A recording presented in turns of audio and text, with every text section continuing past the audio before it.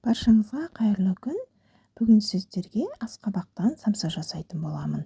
Күз мезгілінде асқабақ өте пайдалы болғандықтан, осылай самса манты жасап тұрыңыздар. Мен бүгін осы асқабақтан осындай қатпарлы етіп самса жасайтын боламын. Самсамыздың қамыры да өте үгітіліп, әдемі болып шығады. Сондықтан видеоны соңына дейін қараңыздар. Алдымен біз самсамыздың қамырын илеп алатын боламыз. Бөлме температурасындағы суға 2 жұмыртқамызды, тұзымызды салып, жақсылап араластырамыз. Қажетті заттардың барлығын описание бөлімінен көріп жасасаңыздар болады. Мінекей, суымызды жақсылап араластырып алдық. Енді үстіне алдын ала еленген ұнымызды салатын боламыз. Ұнымыздың тығыздығы әртүрлі болғандықтан, осылай бөліп салып отырып қамырымызды илейтін боламыз.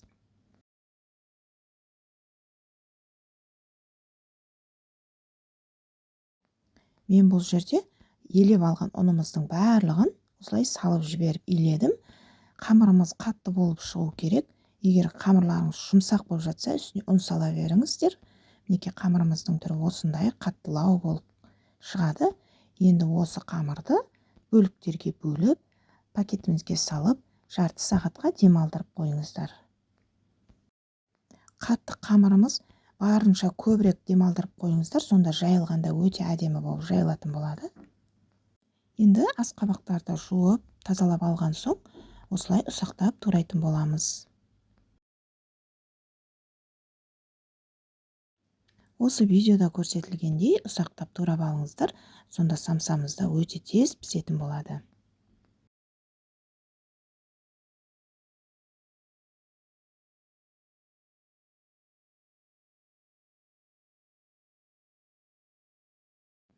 Пиязды да осылай майдалап турап шығатын боламыз.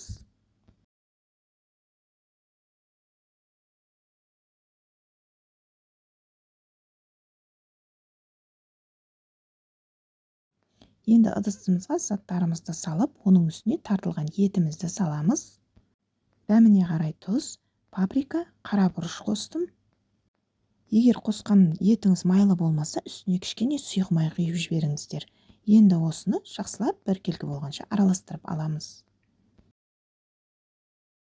Енді қамырды бешбармаққа жайғандай етіп, жұқалап жайып аламын. Басында осылай қолыңызбен басып алыңыздар, сонда қамырымыз дөңгелек әдемі болып шығатын болады.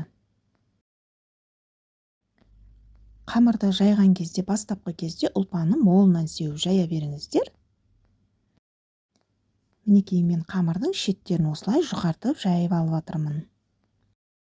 Қамырды орап жайған кезде қолымыздың күшін салмай, тек қана осылай әдемілеп жайыңыздар, сонда қамырымыз бір тегіс болып шығады. Мінекей осылай жайып алдым. Қалған қамырымызды да осылай бәрін жайып дайындап қоямыз. Қамырдың қалыңдығы осындай болу керек. Тым жұқа етіп жібермеңіздер. Енді үстіне ертілген сары май немесе тоң май құйсаңыз да болады. Мен бұл жерде тоң май мен сұйық майды араластырып, ертіп құйдым. Егер сары май қолданатын болсаңыздар, міндетті түрде 82%-тан жоғары қолданыңыздар. Қамырдың бетіне майымызды толық жағып болған соң, 5-10 минутқа майымыз қатқанша қойып алыңыздар.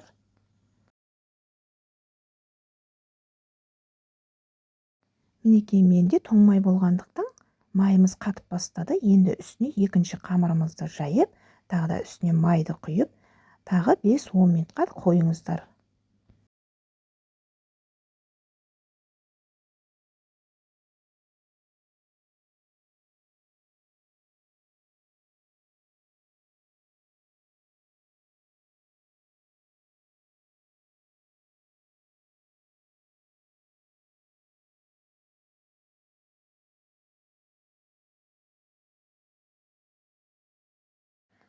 Мінекей барлығын жасап болған соң, енді қамырымызды нығыздап орайтын боламыз. Ортасында ауа қалмайтындай етіп, әдемілеп ораңыздар, сонда қамырымыздың қатпары әдемі болып шығады. Егер сары маймен жасаған болсаңыздар, тоңазытқышқа жарты сағатқа тоңдатып алуымыз қажет. Мінекей менікі тоңбай болғандықтан, осылай әдемі болып шықты. Енді осыны бөліктерге бөліп шығатын боламыз.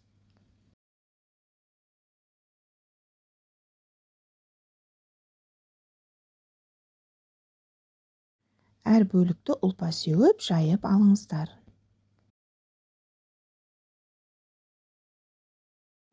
Мінекей қатпарын кетіріп алмай әдемі етіп жайып алдық.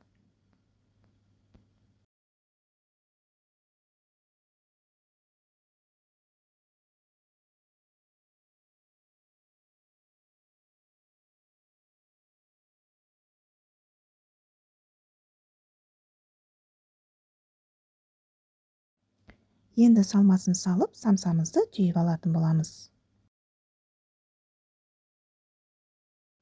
Шеттерін жақсылап басып түйіп алыңыздар, әйтпесе қамырымыз ашылып кетуі мүмкін.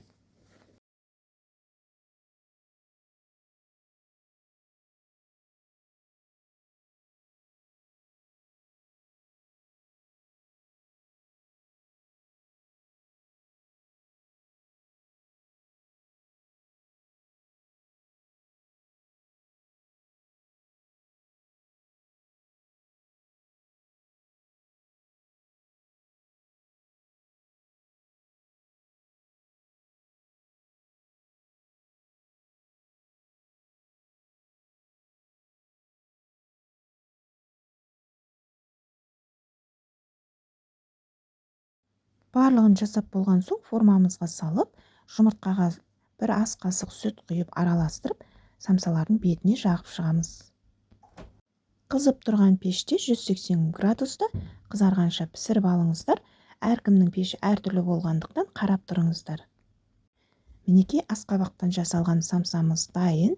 Қытырлақ, өте әдемі болып шықты. Видео ұнаса лайк басып, каналыма тіркеліп кетуді ұмытпаңыздар.